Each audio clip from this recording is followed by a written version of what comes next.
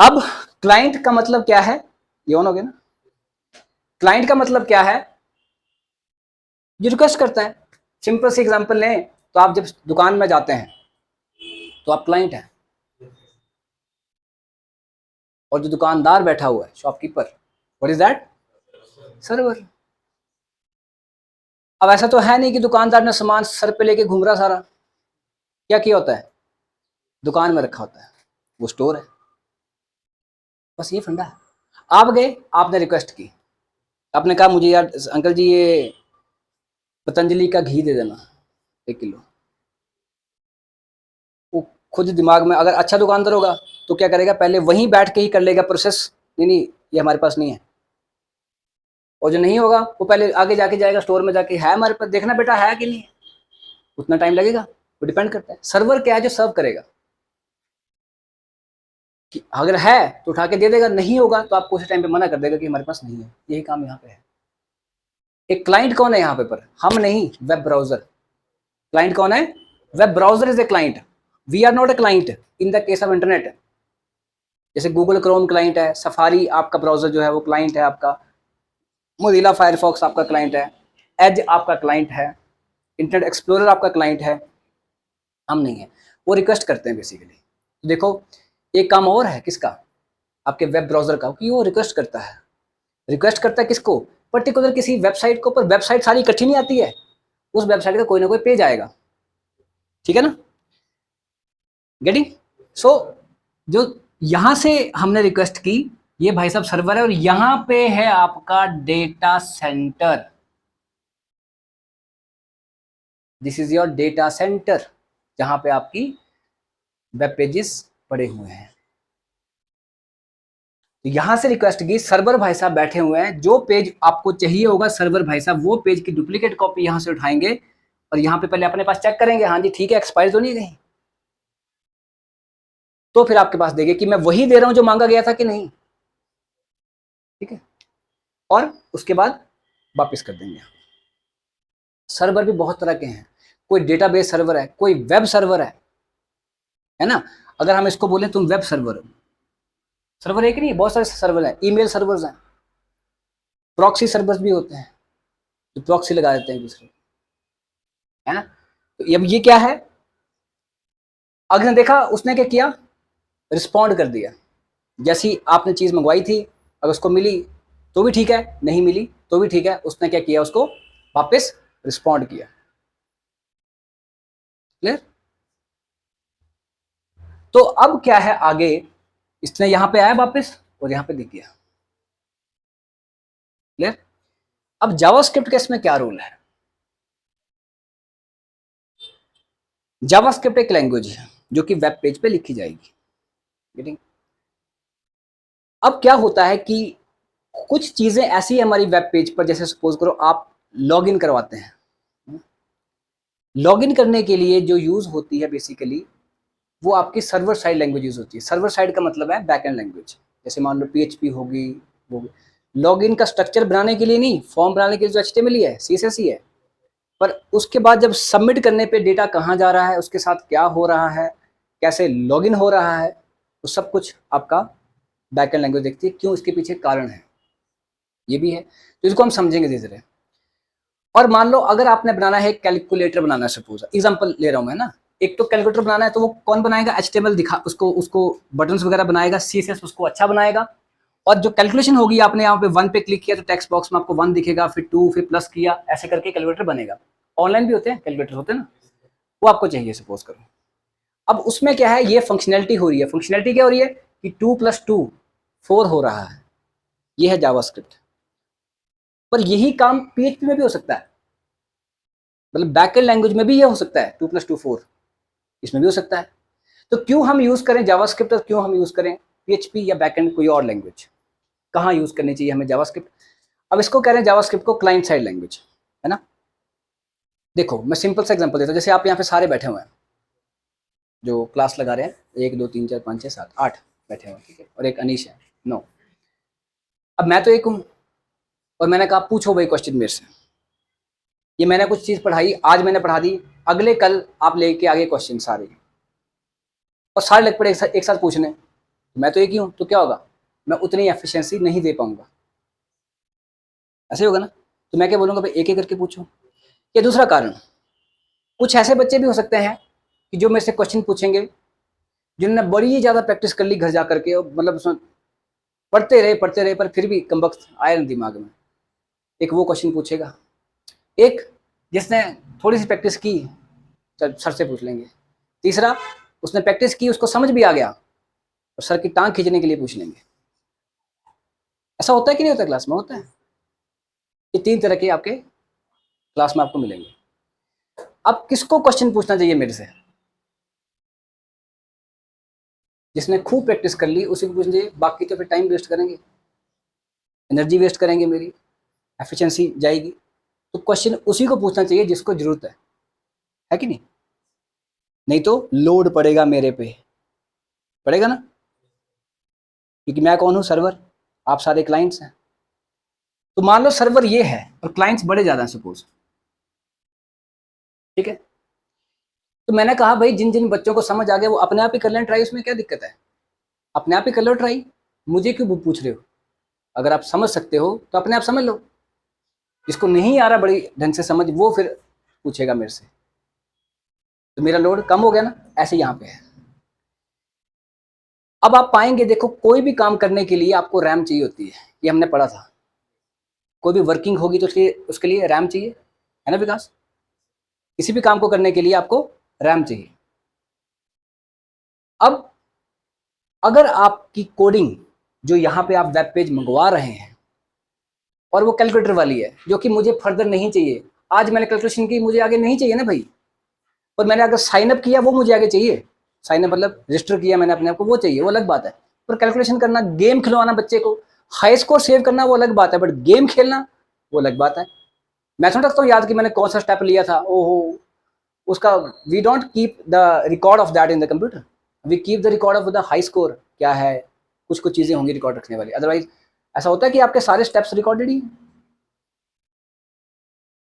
तो ये क्या है, कैलकुलेशन की, जो कैलकुलेटर उसकी बात करें तो इसमें जो काम होने वाला है वो हमें फर्दर नहीं चाहिए, बट ऑन द स्पॉट चाहिए। तो उसके लिए भी रैम तो यूज होगी भैया, जो पीछे प्रोग्रामिंग चलेगी, रैम यूज होगी। अब वो कह रहा है कि भैया अब मैंने भी ये ओपन, मुझे भी चाहिए कैलकुलेटर, मुझे भी चाहिए, मुझे भी चाहिए कैलकुलेटर, मुझे भी चाहिए कैलकुलेटर। तो वो यहाँ पड़ा हुआ है उसका पेज एक, वो जैसे पेज यहाँ से कहाँ आएगा, पहले सर्वर के पास मंगवाया, कितनों ने, 3 4 8 लोगों ने मंगवाया है, उस सब लोगों के अपने अपने पेजेस इसके पास आ गए, क्योंकि 8 रिक्वेस्ट गई और यहाँ पे इकट्ठी हो गई सर्वर के पास। अब लगा सर्वर को करने सॉल्व, जो कैलकुलेशन होनी है, तो फिर उस पर पड़ गया लोड। ऐसे 8 हैं, ऐसे तो हजारों होते हैं, लाखों होते हैं, लोड पड़ गया इस पर। इसने कहा सर्वर ने, भाई क्यों तंग कर रहे हैं मुझे, जो काम आप ही के कंप्यूटर की रैम पे हो सकता है उसमें मैं अपनी रैम यूज क्यों करूं? मतलब जो कैलकुलेशन करवानी है, वो जितने भी तुम 8 बंदे हो, तुम अपने अपने कंप्यूटर की रैम को यूज करवा लो। इससे क्या होगा, मेरा लोड कम हो जाएगा। तो काम किस पे चला गया, क्लाइंट पर। तो अब इससे क्या हुआ कि जो मैंने यहाँ पे जो हमारा सर्वर है, यहाँ से जो पेज आया, जो वेब सर्वर है बेसिकली, वो क्या करता है, उसको देखता है पेज को, उसमें देखता है इसमें कौन सी लैंग्वेज, HTML है, CSS है और जावास्क्रिप्ट है। टच भी नहीं करता उसको, कोई प्रोसेसिंग नहीं करता वहां पर। और वो कोड कहाँ देता है वापस, क्लाइंट के पास। फिर उसकी प्रोसेसिंग क्लाइंट करता है, मतलब जो आपका वेब ब्राउजर है वो करता है उसकी प्रोसेसिंग, चाहे वो HTML की प्रोसेसिंग हो, CSS की हो या जावास्क्रिप्ट की हो। इससे क्या हो गया, सर्वर पे लोड कम हो गया, क्योंकि आप सभी 8 बंदों ने जब रिक्वेस्ट की उसको, तो आप ही की रैम यूज होगी। अब अपने आपकी अपनी अलग रैम यूज होगी आपके लिए, आपके कैलकुलेशन के लिए अलग, आपकी अपनी अलग रैम यूज होगी। पर जब साइन अप होता है, साइन अप के केस में या लॉगिन के केस में ये पॉसिबल नहीं है, मैं बताता हूँ क्यों। लॉगिन के केस में क्या है, डेटा सेंटर में एक और चीज पड़ी है क्या, लाखों लोगों का डेटा पड़ा ना। अब वो क्या करे, पहले लाखों लोगों का डेटा पहले यहाँ यहाँ दे, आपके पास पहुंचा दे, ऐसा तो होगा नहीं ना भैया, आप तो देख लोगे सब कुछ ही। और क्यों इतना बल्क में वो इतना डेटा यहाँ उठा करके लेके आएगा आपके क्लाइंट के पास। वो कह रहा है कि वहीं चेक हो जाएगा भैया, वो अगर तुम एलिजिबल हुए तो तुम्हें अगला चीज दिखाएंगे, नहीं वो सर्वर साइड ही चेक हो जाएगा। मतलब जब आपने लॉगिन किया, लॉगिन करने पे क्या होता है, आपका यूजर नेम और पासवर्ड चेक होता है, करोड़ों लोगों का डेटा पड़ा है वहां पर डेटाबेस के अंदर, तो वो आपका डेटा चेक होगा कि बंदा हमारे पास है भी है कि नहीं है। अगर हुआ तो आपको आगे बढ़ाएंगे, नहीं तो नहीं। तो जब वो चेक करने लगा, आपका एक record is getting matched with what, crore of records. इतनी फास्ट है प्रोग्रामिंग। आपका एक रिकॉर्ड सबके साथ मैच हो रहा है,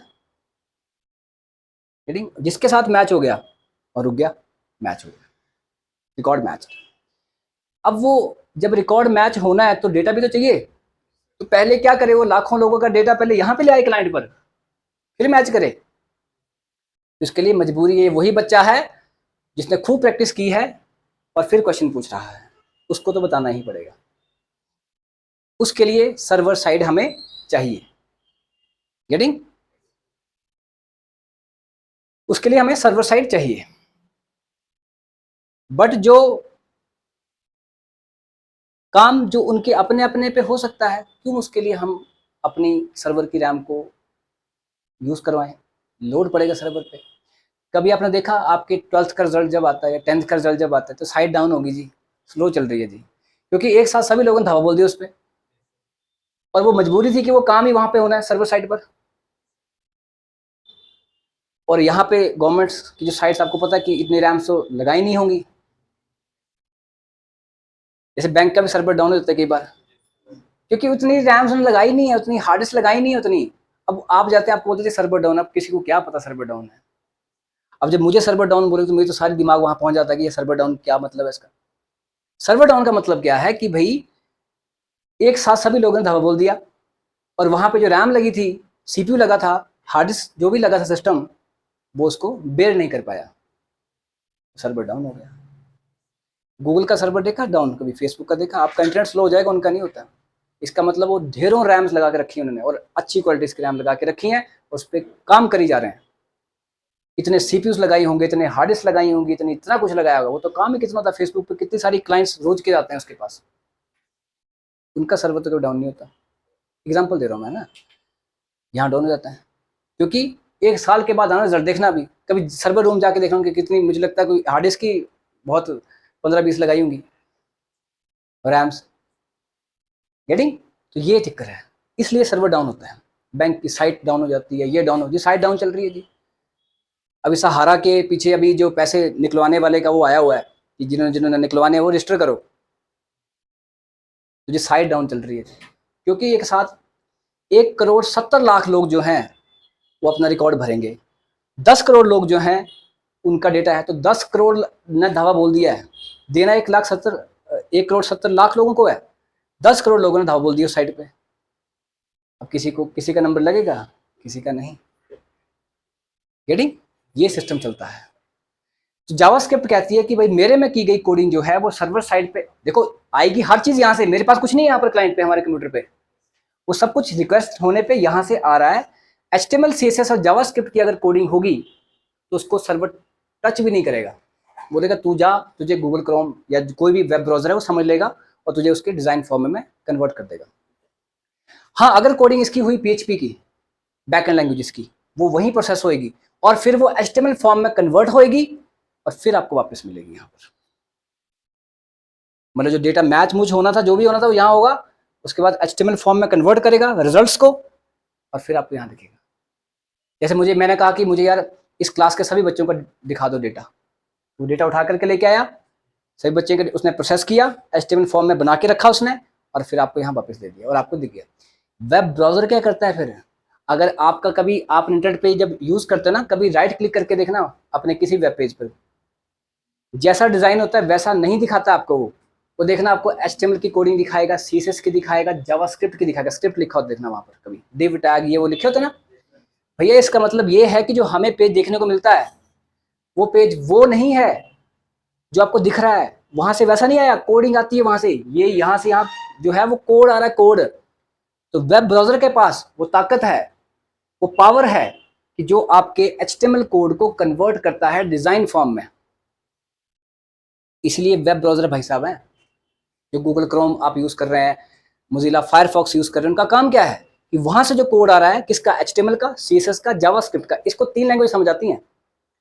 तो उसको वो कन्वर्ट करेगा और डिज़ाइन फॉर्म में दिखाएगा। अगर उसको PHP का आपने कोड दे दिया तो एज इट इज दिखा देगा, उस पर कोई प्रोसेस नहीं करेगा। पर पहली बात आप देखना, आपको कभी भी वहां पर किसी भी बैकएंड लैंग्वेज का कोड दिखेगा ही नहीं, क्योंकि वो वही प्रोसेस होगी है। आप जब भी किसी का व्यू पेज सोर्स देखेंगे ना पेज का, आपको HTML CSS और जावास्क्रिप्ट के अलावा किसी और लैंग्वेज का कोड दिखेगा ही नहीं। बैकएंड लैंग्वेज का कोड दिखेगा नहीं, कोई बैकएंड लैंग्वेज वहां पे आई नहीं ना क्लाइंट के पास, वो तो वही प्रोसेस होगी है। तो जावास्क्रिप्ट किस लिए बनाया गया, ताकि भैया ऐसा कोई काम जो है, जैसे बच्चे गेम खेल रहे हैं, कोई ऐसा काम है कि जो क्लाइंट साइड पे हो सकता है, जिसकी हमें फर्दर आगे नीड नहीं है, उसको जावास्क्रिप्ट में ही करवा दो, ताकि उनकी अपने अपनी रैम यूज होंगी, क्यों सर्वर को तंग करना। इसलिए जावास्क्रिप्ट को कहते हैं क्लाइंट साइड स्क्रिप्टिंग लैंग्वेज, और बाकी सर्वर साइड स्क्रिप्टिंग लैंग्वेजेस होती हैं। तो पूरे वर्ल्ड के अंदर ये तीन लैंग्वेज, HTML CSS और जावास्क्रिप्ट, जो फ्रंट एंड बनाते हैं। इनके अलावा कोई है नहीं तो जो वेब पेज का फ्रंट एंड बना सके। बैक एंड के लिए ढेरों पड़ी है इनमें से। बात समझ आई? तो कल को बोलेगा ना कि पाइथन लैंग्वेज में वेबसाइट बनती है, तो दिमाग में डाल लेना कि वो बैक एंड की बात कर रहा होगा, कि जावा में जावा लैंग्वेज से बनती है, जावास्क्रिप्ट और जावा अलग अलग है। जावा से बनती है वेबसाइट, तो यही मान लेते हैं कि जो दिख रहा है सामने वो भी जावा से बन रहा है, वो भी पाइथन से बन रहा है। ऐसा नहीं है। Back and HTML CSS JavaScript के अलावा कोई और लैंग्वेज नहीं है पूरे वर्ल्ड के अंदर जो कि वेबसाइट का फ्रंट एंड बना देगी। ठीक है, बैक एंड जितनी मर्जी बनाए। शीशा आपकी बात होगी तो मतलब बैक एंड। किसी भी HTML CSS और जावास्क्रिप्ट के अलावा किसी भी लैंग्वेज की अगर बात हुई कि भैया ये वेबसाइट बनाने के लिए यूज की जाती है, तो समझ लेना तो बैक एंड की बात कर रहा है। अब कल को आपसे बोलेंगे react JS, that is not a language, that is a part of JavaScript. JavaScript बहुत वास्ट हो चुकी है, नंबर 1 पे जाएगी वो, ये जा चुकी है, क्योंकि दुनिया चाहती है कि अब सब केस में जावास्क्रिप्ट ही हो। अब तो वो चाहते हैं कि सर्वर साइड पे भी जावास्क्रिप्ट के कुछ हो, कुछ फंक्शंस जो आप लगाएंगे that will act as client side, कुछ फंक्शंस आप लगाएंगे that will act as server side. Getting? तो ये है जावास्क्रिप्ट की हिस्ट्री, नहीं प्रेजेंट। ठीक है।